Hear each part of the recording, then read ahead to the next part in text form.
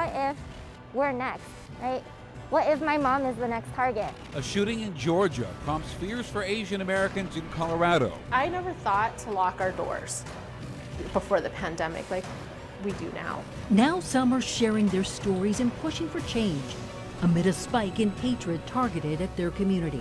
Plus, vaccinations on a massive scale, a new state-run site's open, and more on the way. I think we are both ecstatic. In the fight of his life for weeks. He's made pretty much a miraculous recovery. Hugs, kisses, and tears of joy tonight as a local police sergeant finally gets to go home. Don't give up. Just keep fighting. Tonight, Asian Americans in Colorado are sharing their experiences of dealing with hatred and prejudice. It's an all too common experience, and more stories now surfacing after a shooting in the Atlanta area that killed 8 people yesterday. 6 of them were women, 6 of them Asian. And tonight, the suspected gunman's in custody, facing multiple murder charges. And police say Robert Long, that man right there, told them the attack was not racially motivated. He claims to have a sex addiction and wanted to eliminate spas, which he saw as a source of temptation. Good evening. Welcome to Denver7 News at 10. I'm Shannon Ogden. I'm Ann Trujillo, and thanks for joining us. Now, for some in Colorado's Asian American community, they aren't buying the words of the alleged gunman, saying the shooting in Georgia represents yet another dark moment in a difficult year. As Denver7's CB Cotton reports, amid a rise in anti-Asian acts and violence, some worry it's being ignored and underreported. How we perceive Asian women to be this, like, you know, we're gonna say yes to everything and do everything. And perceptions, Tron Wills, she says they prevent people from seeing the whole view. This has been going on for so long that we just learn to live with it. And especially Asian women are like, we're not living with this anymore. So she's using her voice to show everyone who she is. I am a Vietnamese American woman. I was born and raised here in Denver, and I am first generation. And to share what she and other Asian Americans and Pacific Islanders face. I never thought to lock our doors before the pandemic like we do now. First, Wills, a salon owner and entrepreneur, says the ongoing pandemic brought words of hate. I actually had clients call and say, I don't want to see any Asian women, you know, at your salon.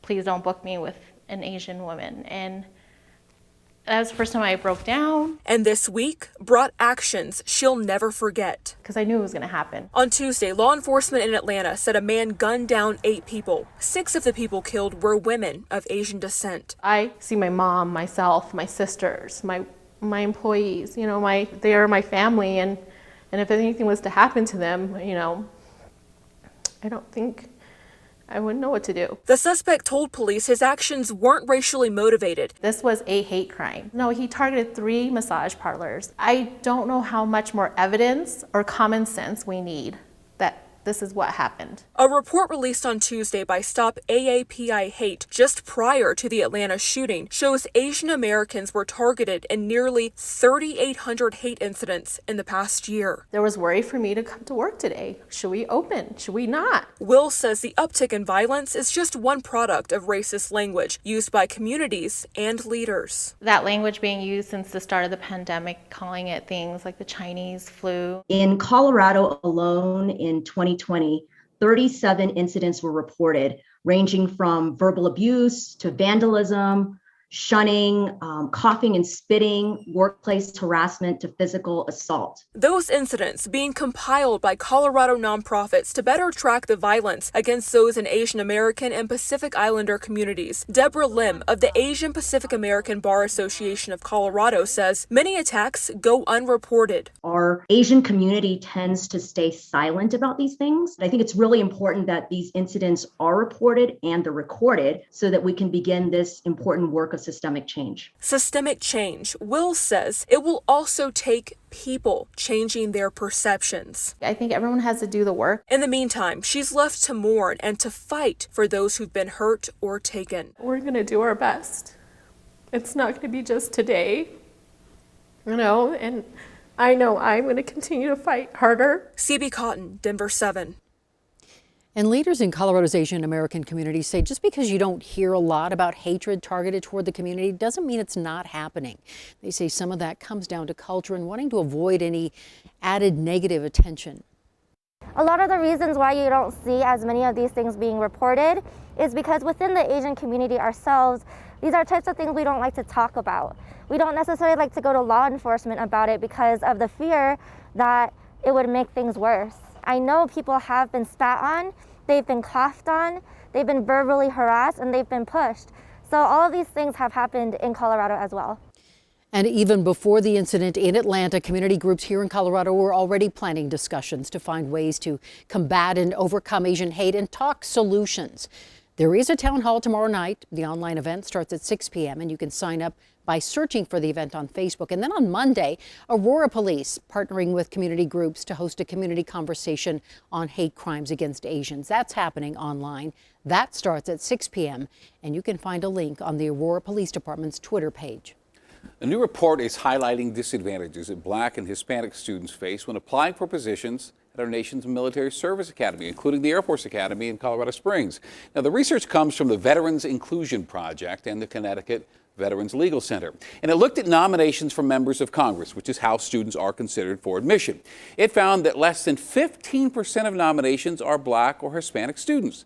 Black students receive just 6% of the nominations, even though they make up 15% of the young adult population. Hispanic students, 8%, but make up 22% of young adults. The Adams County Sheriff today joined 7 local police chiefs raising concerns about a legislative plan to reduce the number of people in Colorado's jails. The Senate bill would stop officers from making arrests for traffic offenses, misdemeanors, and low-class felonies.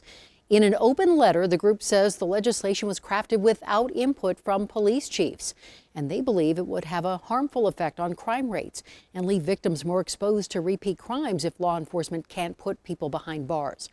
Last week, the Jefferson County Sheriff also raised concerns about the bill. Well, today, the first state-run mass vaccination site launched at the Broadmoor World Arena in Colorado Springs. The drive-through site will be able to provide up to 6,000 shots per day. Great news here. It's going to run from 10 to 6 starting on Friday. You do need to book a spot in advance. The state plans to open 6 of these, one at Dick's Sporting Goods Arena and the ranch in Larimer County.